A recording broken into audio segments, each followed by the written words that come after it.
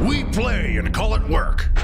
Hey everybody, Matthew here from MiniWarGaming.com. Welcome to another episode of Your Lore Questions Answered. New title pending. And this one, yes, again, we're going to talk a little bit about Tyranids. We're going to talk about Genestealer Cults. I'm sorry that's the way I started off, but I'm also not sorry. I'm not sorry. It is my favorite topic of all of Warhammer 40k is talking about Tyranids. And so it so happens that when people are first posting their dozens and dozens of questions, I zoned in on those honed in on those because they were the most interesting to me. But I will cover other questions about 40k and Age of Sigmar as well. So you go ahead and keep posting them.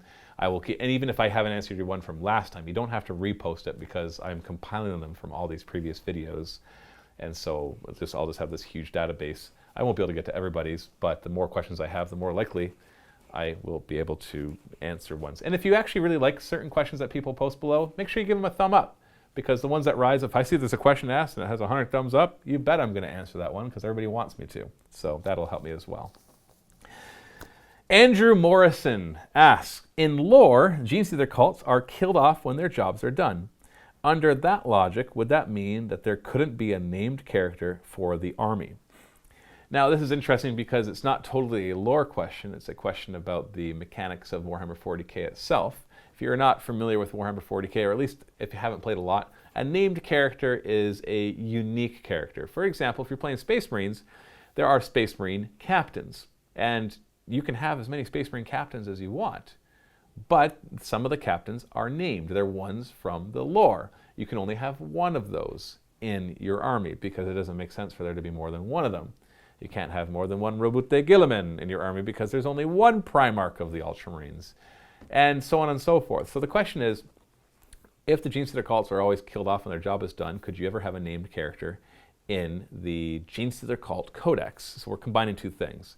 So my answer to that question, in short, is sure, why not? And let me explain why. There's a couple reasons why I think why. But in so doing, I want to talk a bit about the Genestealer Cult lore. So if you're not familiar with why they're killed off, I want to give you a brief overview of the Genestealer Cult lore. So essentially, in the new version, because there is the old version of Genestealer Cults, so we're just going to kind of forget that for now, and we're going to focus on what they are right now. The Genestealer Cult is formed when a single Genestealer from a hive fleet gets onto a planet or a spaceship or whatever else. It stows aboard spaceships, and it then gets onto a planet somehow. For as big as they are very stealthy creatures, and they are very psychic. And they will go and they'll lurk in the sewers or wherever else they have to hide. And then little by little, they'll start to telepathically control weak-minded individuals, or whoever they can come across that they'll be able to do that to. They'll lure them down to their lair. Then they'll do their implant of their Genestealer seed, which is really gross and horrifying. And then that person will either through intercourse with another human or whatever species they happen to be, or just because they already can have a baby, they will give birth to what's called a Genestealer hybrid. Now, the first generation of Genestealer hybrids are grotesque, and they look very much Genestealer-like. They'll have usually 3 arms, and their face they just can't blend in with society. But still, these first ones are they're all bonded to that original Genestealer. And as they go out, they then will bring more people in, and they'll implant, and they'll keep reproducing. The second generation looks more human. The third generation looks even more human, and the fourth generation, except for small things, can pass as humans, and they can infiltrate society. Even the third generation can infiltrate society where mutants are normally allowed, or where people aren't looking too closely at the fact that they probably have a third arm, or that they're bald with ridges going across. You know, there's ways that you can dress that up, use makeup and wigs and large cloaks and robes to hide all of that. And so they'll go out and infiltrate society. And then that fourth generation, when they have another Genestealer, heck, I got it right here on my shirt, they actually give birth to regular Genestealers again, and the cycle continues.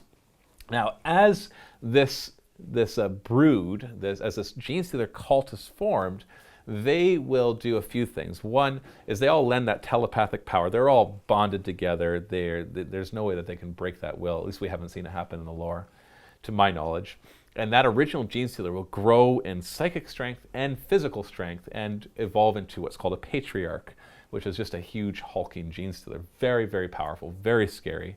and is the one that runs the entire cult.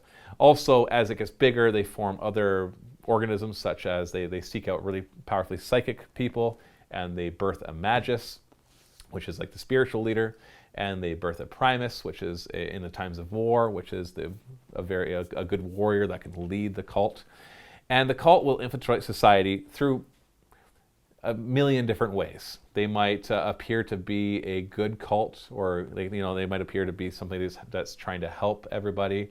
And they'll do whatever is possible to infiltrate as much of society as they can. In the end, their goal is to cause mayhem. Now, this could take generations, it could take years, it could take decades, it could even take centuries before they're to bring their plan to fruition. Tzeentch would be very proud of Genestealer Cults, if Tzeentch wasn't too busy being Tzeentch. And so eventually they take over enough of society, and as their power grows, this psychic ability of the Patriarch becomes a beacon to nearby Tyranid fleets. Because the stronger that psychic beacon is, the more likely the planet is to be really easy to digest. Because what happens, in some cases, they've already gone into full rebellion and they've taken over the entire planet by the time the Tyranids show up, in which case there is no fight. Or what is more common is that the Tyranids will then get drawn towards that planet, towards that psychic beacon, and as they approach, the Shadow of the Warp comes forward and does two things. One, it all of a sudden stirs up the Genestealer cult into a frenzy. That's when they all of a sudden surface and they start fighting, and they cause rebellions, and they cause civil unrest or whatever they have to do. And two, as everybody else is seeing the Tyranid fleet coming, they start to panic and they start to try to escape the planet in whatever means necessary. And this creates a problem for the typical border patrols that try to check every ship that's coming in and out of the system for whatever they're trying to do. And Genestealers of the fifth generation, the ones that are reproducing the Genestealers, they don't like the Shadow and the Warp. It actually drives them away from the planet. So they seek shelter on these ships as much as they can, and they escape the planet to get carried to new planets to start the cycle again. When the Shadow and the Warp and the Tyranid fleet arrives enough, they assume control of the Genestealer cult, and it rises up and it conquers the planet with them, with whatever Genestealer cultists are left, and over the Genestealers too. The Genestealer cultists view them as saviors or as gods or whatever it is their particular cult has believed to what it is going to do. It's unfortunate. It's a very sad ending for the Genestealer cult, though. Once the Tyranids have defeated the planet's occupants, they turn on the Genestealer cult and kill them too, and then start the process all over again as they go look for the next thing that has a big beacon.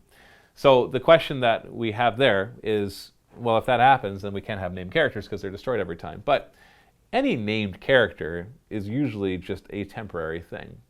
So even Guilliman, as much as he was created 10,000 plus years ago, that's still only 10,000 years in the history of the universe, which is billions and billions of years long. And so we could say, well, if Guilliman ever eventually died, which he could, then maybe we shouldn't have had him as a named character. There's no reason they can't. In fact, when they first came out with the Genestealer cult, I think it was in a White Dwarf, and they had specific names for not just the characters, but each individual units, like the Brothers Aberrant, or no, it wasn't called the Brothers Aberrant. It was like they had names for each unit, because not only did they have named characters, but everything was named. And once the Genestealer cult book came out, then they just amalgamated it all together and they made them more generic. I personally don't think that they need named characters, but there's no reason that they couldn't have specific ones to specific planets that they are from. Now, I said there was two reasons why I think they could have named characters. The second one is that we have named characters in the Tyranids, and the Tyranids are as far from individuals as you possibly can be. Our named characters include the Swarm Lord. We have Old One Eye. We've got, man, I just did a total brain fart. The Lictor one. Well, whatever it is, and I know it too. It's for some reason my brain is just not processing it. I've got it right in front of me. Why am I trying to remember it when I have it right here? The Swarm Lord. I'm sorry.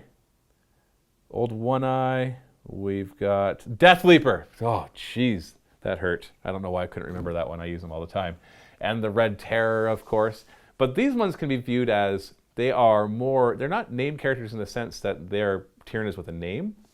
They are named characters in the sense that they are unique to your army, in that when the Tyranids face particular problems, they have kind of this library of types of organisms that they create. So if they need a lot better tactics, they bring in the Swarm Lord, because his organism allows to have better tactics. If they need a really, really good assassin, and the lictors just aren't cutting it, then they create the Death Leaper, so on and so forth. Old One Eye is a little different than that, but either way, it doesn't matter.